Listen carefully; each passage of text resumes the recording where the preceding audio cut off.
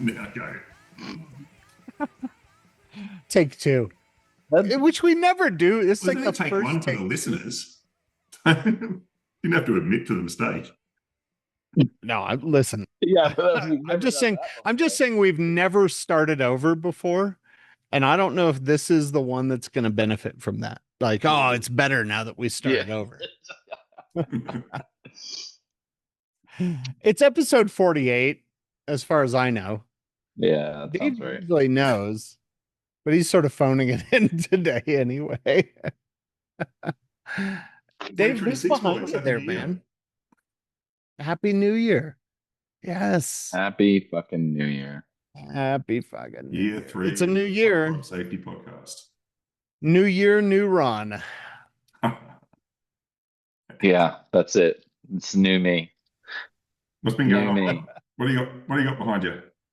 I got the Descendants because actually it was Milo's birthday, I think on or about New Year. And nice. Yeah, so you're good. In the year of our Lord Milo Ackerman. Yes. Nothing going on. Shit, different day. Yeah. Just running security on construction sites. Yeah, that's man. what Ron does. It's wild out there. Safety is so 2025. This could be the punk rock security podcast now. Yes. I did get looped into an email from an activist who's been trespassing at our sites. He's been sending random emails. I got my first one over the holidays, so I feel like I've been initiated, so that's good. Cool. I feel like there's so many different topics. You take a fair bit of time to clarify what the activist was active. What's the? No, we'll come back to it. Let's. We're gonna circle back, as it were. Yeah. So sometimes you have to like, okay, which one are you exactly worried about? Dave, who's behind you? I mean, this is the Decline. This is a Perth skate punk band continuing the Australian thing and just kind of being hooligans. But what I thought was pretty cool is when their first sort of big gig about 20 years ago, they opened for Friends Will Wrong, and it was an overage gig. So they were all like 15, 16, so they were all lie about their ages so they could actually play. So there you go. Tip: if you can't get in the front door, grab some instruments and just walk in backstage. I'm glad you didn't say you just go in the back door. I thought about it, but it's a bit. Grab an instrument and go on in the back door, bud. It's sort of an uncomfortable amount of restraint on. Yeah, like I'm just not used to it. Not normal. Not normal. New year, new me. Yeah. New year, new Dave. Yeah, that's some bullshit right there. Yeah. I got MXPX, boys. I was reading this thing from Mike Herrera, right there, pointing at me about how about Fletcher, about us watching Fletcher destroy his guitar at the last NOFX show, and kind of talking about the history of the guitar and what it meant to him, and then just Fletcher just absolutely destroying. Yeah, he seemed really happy about that. I think he was a little, but he's still talking about it. Look, it's all relative, right? It's one fewer bass in the world, and it's like missing a drummer out there. I don't know that. Yeah, exactly. Yeah, is anyone losing sleep over it? No. It was well built. No. Not your left-handed lead guitarist. That guy is. Fuck yeah. Fuck yeah, bitches.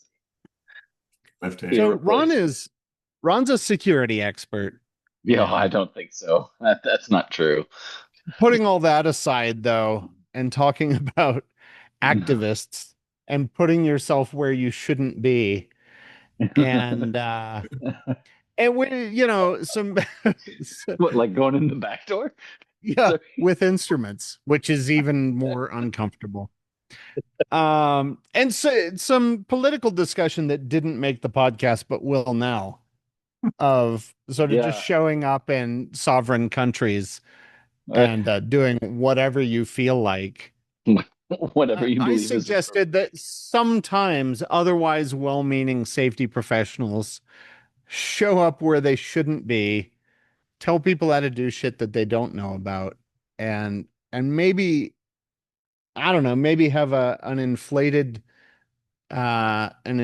sense of purpose or mission or span of control. I don't know, boys. What do you think? Does that ever happen, or is it just me? Always. Next question. Um, I don't know about always. yeah, no, one of the things I think that has happened that I feel like is related, it might not be exactly related to what you're talking about, but I think it's potentially It's probably related not. is We don't need safety people anyway, so why do we care what they're doing? as But now we're all safety. just security people. I don't, honestly, we had this figured out in episode 2 when Ron said, fuck safety people, we don't need them. And here we are 46 episodes later, pretending that it matters. So, but like as safety professionals, I never said that. But as safety professionals, uh, and safety has become a thing, like a profession or whatever, like a industry unto itself. One of the things that I think has happened is we've created, I mean, honestly, there's a paper about this, and you're going to be shocked at who one of the authors is. What? A Dr. David Proven. This guy's written every fucking thing. Here we go. About the work of safety, right? Like, well, it's I just wanted to preempt it because I knew it was going to come up eventually. But it's like we have these things, JHAs or site safety plans or whatever that we've created ostensibly at some point to like help make the work better, but at some point they became a thing unto themselves, and so safety people show up, and the way to do safety well is to do this safety thing well, right? Like you got to do the risk assessment the right way. And if you're not, then you obviously don't give a shit about safety. And we need to get you, fix your safety culture or some shit, right? It starts to lead to all these other things where it's completely disconnected from the other stuff that everyone's doing because we've created this separate sort of, I don't know, set of artifacts or a set of crap that people have to do. I don't know. Does that make sense? Does that seem related, or what do you guys think of that? It's new year, new safety. What I was thinking about is an accounting department back when I had a real job. When we did expense reports, this is before you could do these, electronologically.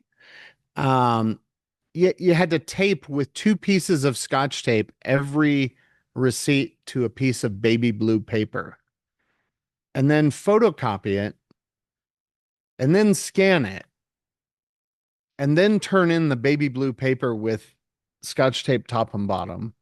And it's like, do you want me to tell you my expenses, or do you want me to do work? Right. Mm-hmm. And I sometimes think of, not that accounting ever gets a little out of control, or HR. This is not an punk rock accounting or punk rock HR podcast. So maybe we're in a safe place here, but fuck, man, like HR tries to wag the dog a lot of times too. And I think weirdly safety finds itself in there sometimes of, I don't know if it's a fear of loss of control. And the reality is HR doesn't control operations anyway, and accounting doesn't control operations. So I don't know where it comes from. Is it fear-based, fear of losing control over how your job is seen? I I don't know. I think that's part of it myself. I think it's Ron lives also, in fear of losing control of how his oh, job is seen. This security guy over here, Ron I Gann. fucking love it. Um, I like inject that fucking fear of lack of control into my veins. Um, I'm living on the edge of getting fired Like the almost every band day. Fear. Amazing, by the way, if you're Yes, not. yes. Um, but I think I sense that like some of it is like a fear of a lack of legitimacy, right? Like if you don't have these things that sort of are what you do and are unique to what you do, then what the fuck do you do here? Like what exactly Here we is are, your episode role? 2. You know? Everybody's fired. No, I mean, like right, like, but I do sense that, like, okay, you've got to do these things because that is the work of HR or the work of safety or the work of accounting or whatever. Um, and I think they serve a purpose in some sense. I think they often, in my experience in safety in particular, they serve to make certain administrative tasks easier. Like I had a conversation just today with someone about something they wanted to do at a job site, and the crux of it was, oh, this just makes it easier for us to tell them I told you so when something goes wrong. And it's Cool. like, I don't feel like that's our job. uh, I feel like our job is to help them actually manage the site proactively. And so, yeah, it's great if we can hold people accountable. Like that's fun. Everybody's having a great time then. But that's probably, not where we want to live. We want to live a little bit more proactively. But I don't know. So I think there is a fear to it that people are responding to. We should do a show on accountability at some point, by the way. Have we? We've not done that. I don't know. Who knows? Dave usually knows. There's a list. It's in the safety department's got the list. Yeah. I think we start the conversation sort of seems to be going around role and purpose, and I think there's a starting point is when I talk to a lot of safety people and say, okay, in like 30 seconds or less, why does your role exist in the organization? Most safety people, I don't think, have got a really clear sense in their own mind of what they're there to do in the organization. Right. So that's the first thing. And so for a lot of other operational roles, and for HR and accounting, it doesn't fucking matter, right? Like they're not out there in the center pit playing with the fucking toys. That's true. Like they're not out there with supervisors and frontline workers. Like you go up to the average frontline worker and say, a lot of safety people aren't either, though.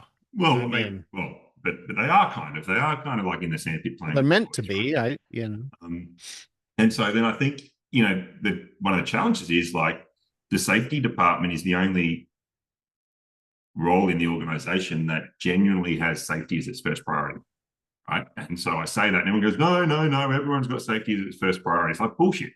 The other roles in the organization exist for another purpose, and it's not safety. Like a frontline worker's role doesn't exist for safety; it exists to do in some kind of frontline job. So you've got these like cross purposes. So you're right. I think the safety team is there going, well, my job is safety. So I want to know that JSA is done because that's my job. I don't really care about the work and the equipment and this. Like that's kind of like my window in. And I think whenever you get people who have different sets of priorities or sort of purposes or goals, then you're going to have this kind of like tension. And that's where I think it's important.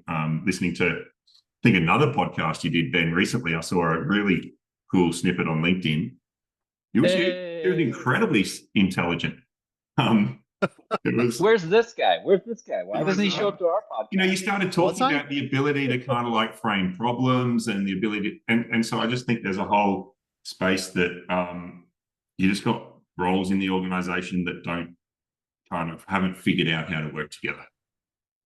Look, speaking of that other podcast, just as sort of a little side trip here, there is a quote, and it was on the LinkedIn of me saying, and I don't remember saying this, smaller than you think works better than you think. And I thought that's fucking motivational. I mean, that totally actually checks. That tracks with something I believe you would say. That's motivational self-talk, boys. That's how you start. I guess that's how you start a new year. Particularly if we're talking about instruments in the back door, I guess. It becomes quite functional then. That's a t-shirt. Smaller than you think works better than you think. And just like a really little mushroom all by itself.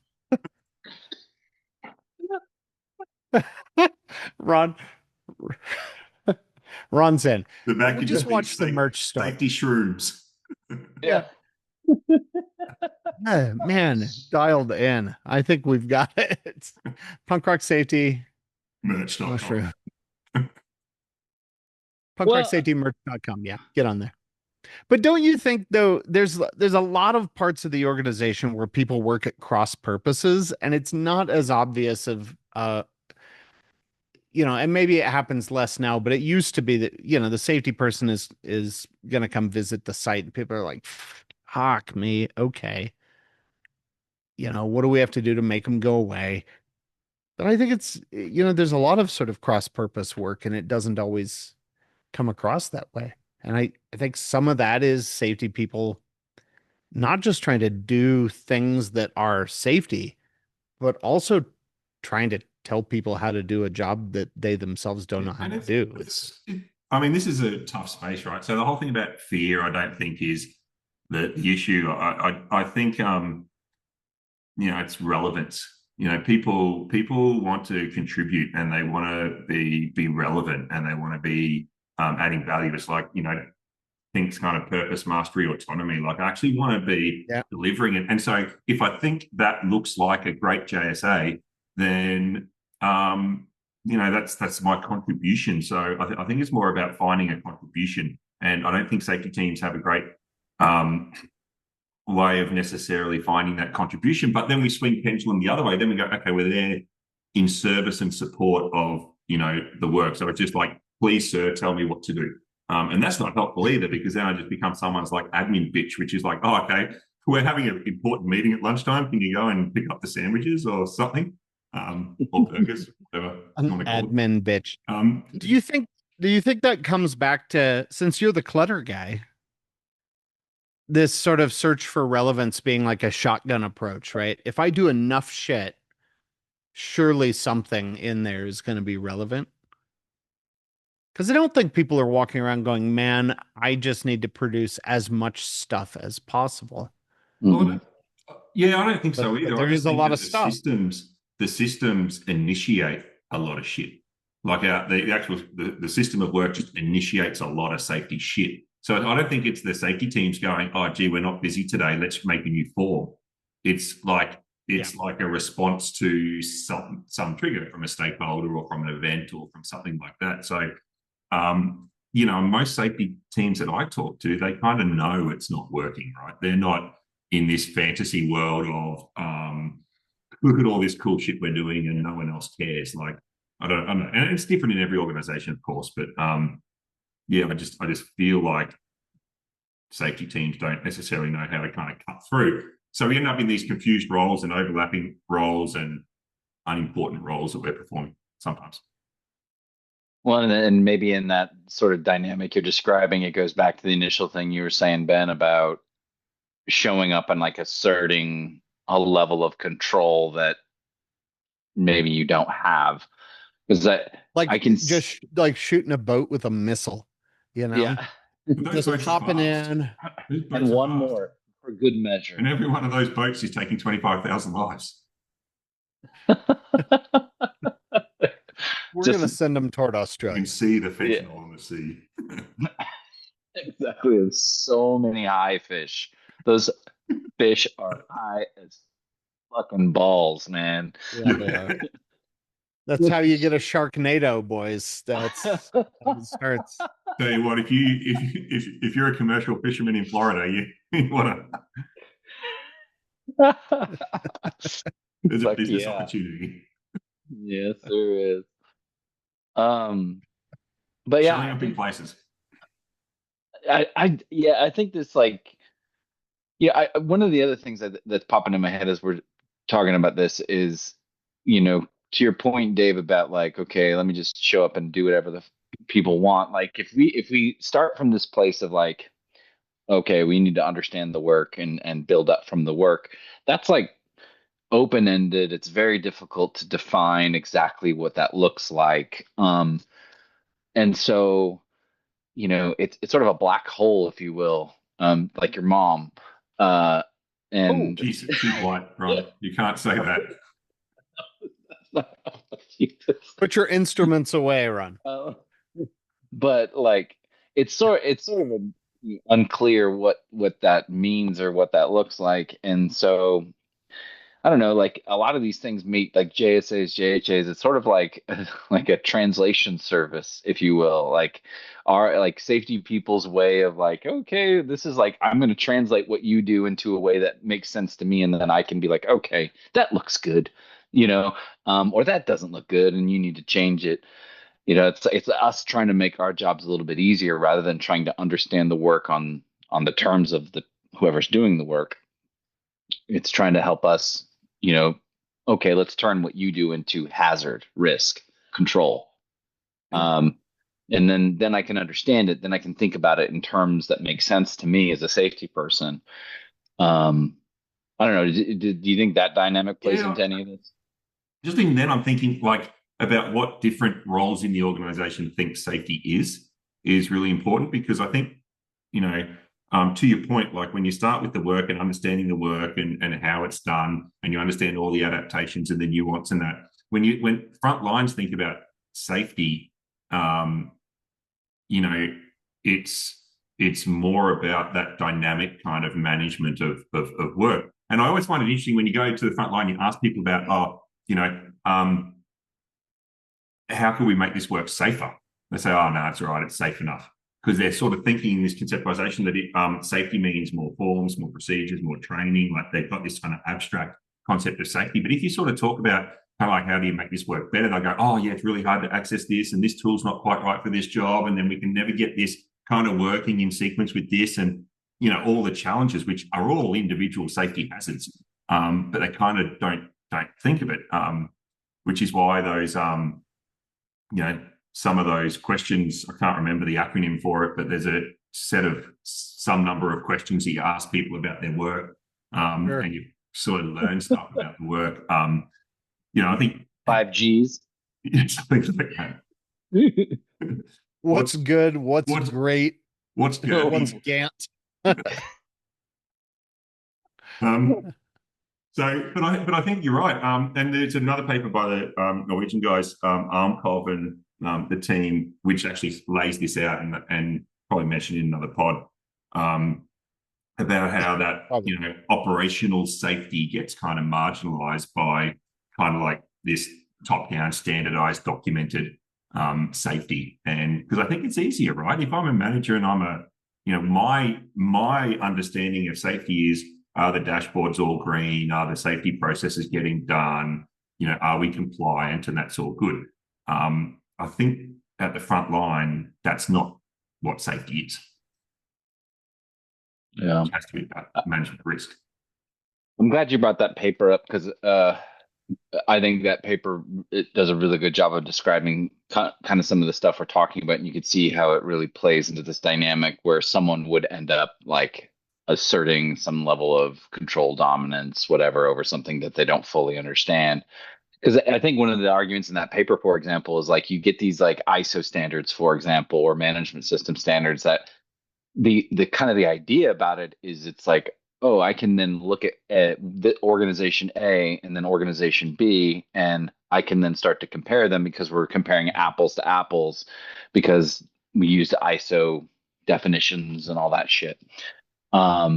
But then that, of course, means there's a translation that happens from, if organization A and organization B, they could be in different industries completely and do very different work.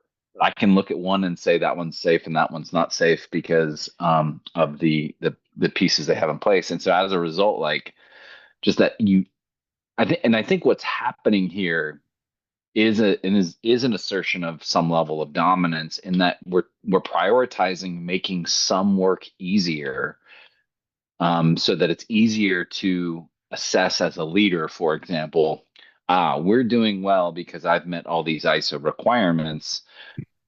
I don't have to go and look at the work and get into the messy details. I can look at this at a high level. It's making my job easier, at least on paper. But at the same time, that ends up giving more work down to the people who are doing that task, right? Because they have to find a way to like, okay, now I got to complete this extra checklist, and we got to go through this audit next week, and there's all these extra things that end up having to happen in order to allow for that to happen at a higher level. so you're making some people's work harder so that other people's work can be easier. And I generally think that's kind of fucked up. But Well, I that's think it's just like it reminds me of kind of like the meme that goes around about safety. Like I don't know how to do your job, but my clipboard says you're doing it wrong, and that paper at the center of it goes, you might have been a train driver for 20 years, a crane operator or a whatever.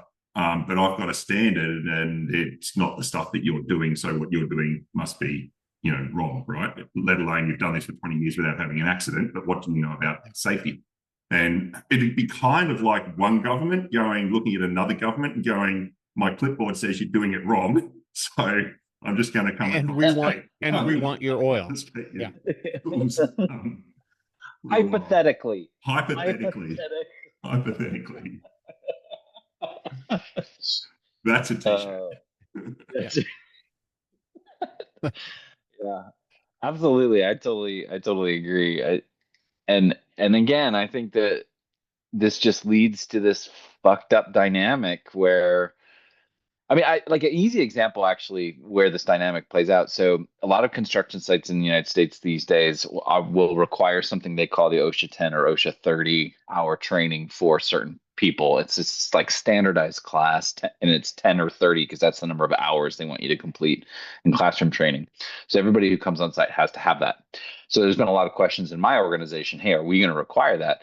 And I've really pushed back against it because, like, I've got guys who work in my organization who've been doing construction like longer than I've been alive, and I'm going to come along and say, no, sit in this because you can't recite all the regulatory requirements for this one thing. I'm going to make you sit in a 30-hour fucking class where like you could probably teach portions of it, like that's just it. And the reason why is because it makes it easier for me to say, oh, they're competent because they've all had this OSHA 30-hour training, when the fucking irony is that anybody who's ever sat in an OSHA 30-hour class will tell you that most of them suck ass.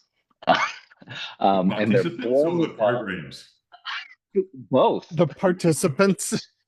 Jeez, the instructors. No wonder nobody listens to you. Time. But right, but like I think there's so everybody who takes it, not everybody, but like a lot of people who take it will go like, man, if I ever have to sit in one of those again, it'll be too soon. That fucking wrong guy. What a drag. Seriously. It's such a pain in the ass. And so we all know that people aren't learning anything, but they have a card. And they have a card that says they fucking took the class, so they must be good. So it makes my job easier as a safety professional to say, oh, you must be qualified because you've taken this class. Whereas maybe the more accurate but more difficult way would be, okay, let me look at your experience. Let's have a conversation about what you know, what you don't know, where you might have some expertise and where you might not. Yeah, that's very difficult and very hard to standardize and very hard to measure, but it is the thing we actually want, right? That's the thing we're actually going for.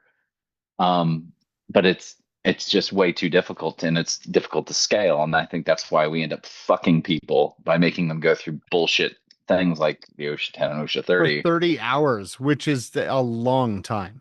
A long fucking time. And you can't complete it like in 3 days. They require you to spread it out over at least 4 days. Ron has to have 4 days for completion, I think is what he said. I heard something about spreading it out. I don't know.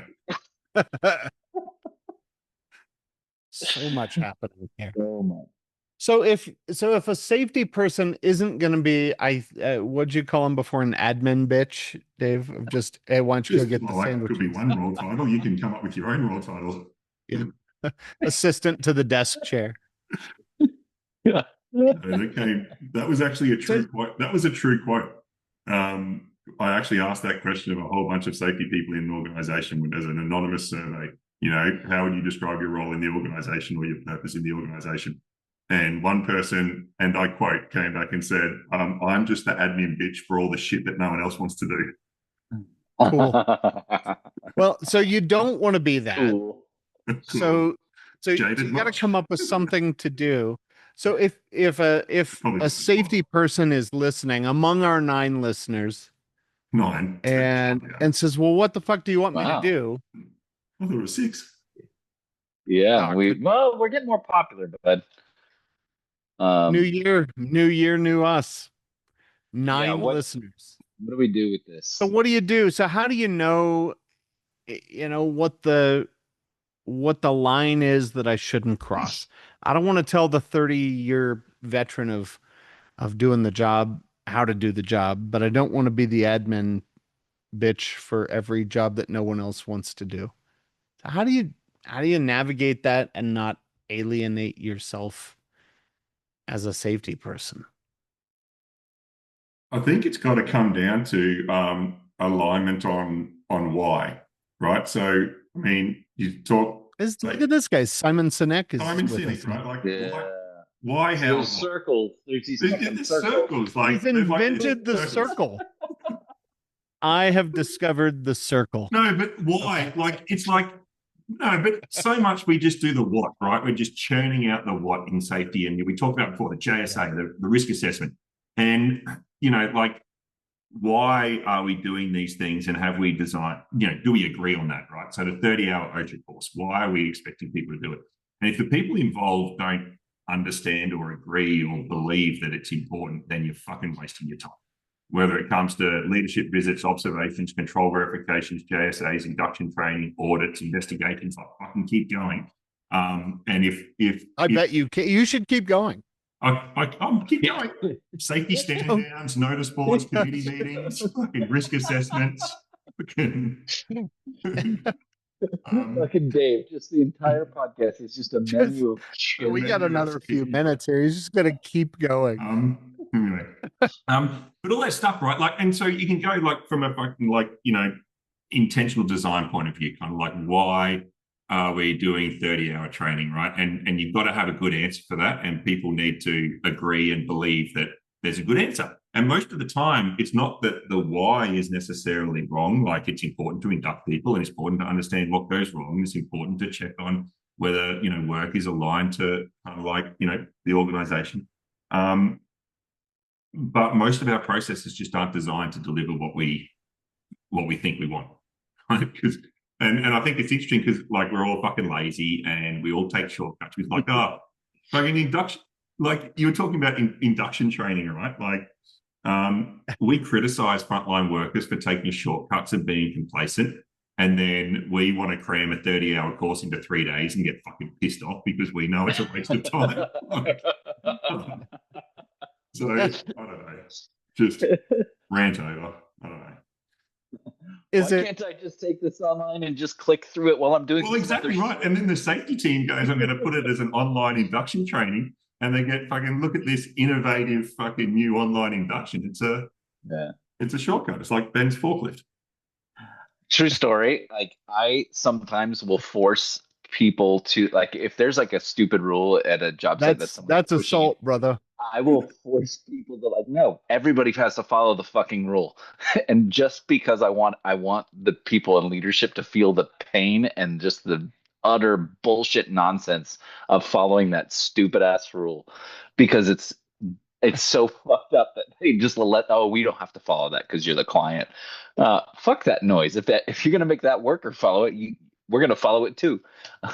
Like that's fucked. Anyways, go ahead.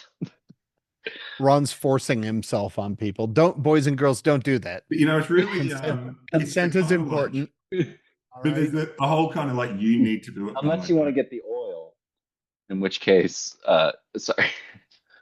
Wait, what? Sorry, Dave. Go ahead. Oh no, just Ron's out of control. Just the stuff that like you need to do it, but I don't. With the rule following is kind of fun, and so we spend a lot of time, I think, in safety and in management, paternalizing safety and expecting people to do things that we would never even do ourselves. Right? Yeah. Which is, I think that's probably a good test, right? If what you're doing, and let's just say that you're really looking at a different a boat from a different country and you're just tempted. You want to tell the boat what to do. It's if fast. what you're doing, that boat would be a lot cooler if it was in pieces and on fire. Like, what if you did it this way? If what you're doing as a safety person, if that conversation were turned around and someone was telling you, that sort of thing, how to do your job, maybe that's the test of like, I don't know, man, maybe I should pause and stand back and go, does this person need my sage advice on how to do the job they've done for 20 years? Or is there something different I can be doing that's useful other than getting sandwiches? I feel like Well, I don't want to jump to solutions here, but we're dangerously close. yeah, I think we are. But no, but like I think it is going to take a few more years because there's like 2 trillion barrels of oil to figure out what we're going to do. It's just shitty oil too. That's partly why it's still there. Who would want it? Well, that's a good thing is some people who want it apparently. We're rehabilitating the terrible oil. The only person really upset is you want the oil. But yeah, I think start of initially, like, because often when we're like trying to counsel these people who have been doing it for 30 years, I think be mindful of, are they actually doing it unsafe, or are they not doing it the way that you think it should be done? Right. And so like starting to be a little curious and asking the question, okay, what would make that an ideal way to do that task? And I think even like asking a question like that, starting there, you'll start to see it a little bit more from their perspective. And if you don't know, you can ask the question to them. That's probably smart. You can actually have a conversation with them. But starting from a place of like, hey, they probably know something I don't. And maybe I should like learn a little bit about that. And then, often when you do that, crazy, you'll find you learned something. And so whatever solution you come up with is going to be better. But B, even if at the end of the day, you still need to do it that way because of compliance or whatever, people are often much more like interested in listening to you when they think you actually give a shit. Oh, and tell people like, don't conflate safety and compliance.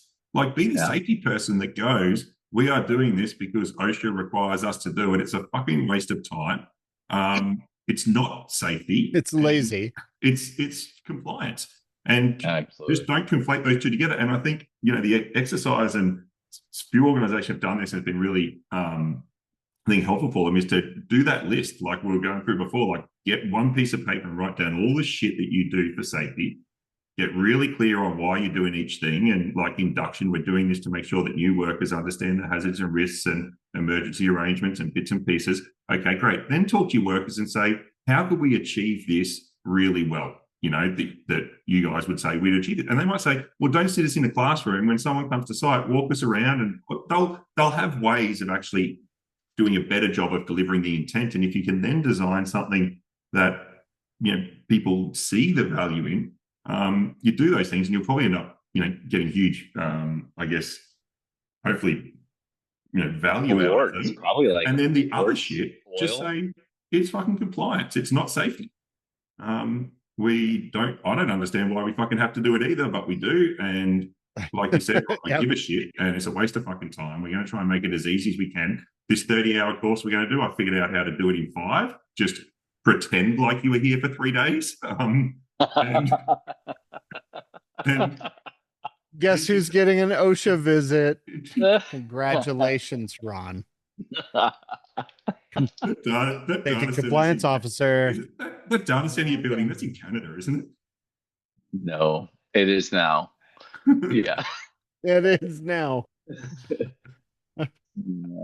Venezuela.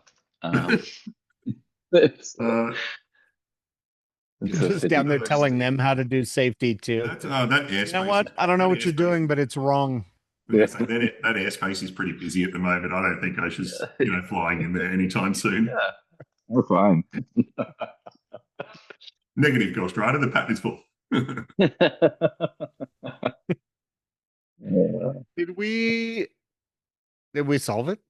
We did, but Ben, episode title, like, I'll be very disappointed if it's not How Did the Cat Get So Fat?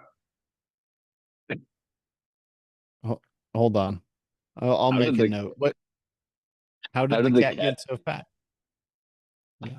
I like that. My daughter's favorite song, Perfect Government, NOFX. It's such a good one. It's so perfect. All right. Yep. Yeah, right. just making a note here. Are you pens where you can press a button, it'll record for you? Oh, yeah, no, I have that too. It's on the thing, but then I still forget, and I'll ask it like, what did Dave say? We should title the episode, and it's like, which Dave, the one that writes all the articles? And then I don't like having to have that conversation with AI, man. With it's yourself. Like, the luminary Dave Provin in his seminal article. Seminal. Maybe it's which seminal. one are you referring to? Articles, plural. Seminal articles. But Ron tried really hard when he started with the whole Milo thing, and it's his birthday. He was just waiting for us to say he's a doctor, so Ron could say, "Well, I'm a doctor too." But we didn't even give him the chance to mention his PhD for the whole episode. We'd be the greatest punk, because there's a lot of PhDs in punk, and imagine how good we'd be with like a not that great drummer, probably a half-ass bass player, incredibly, and then like a but I'm using my whole ass. and then a really good left-handed guitarist. Pretty fucking solid, that's what I say. Pretty solid guitar, pretty shitty other instruments, and some cowbell. And some fucking cowbell. I love it. All right, boys. All right. Bye.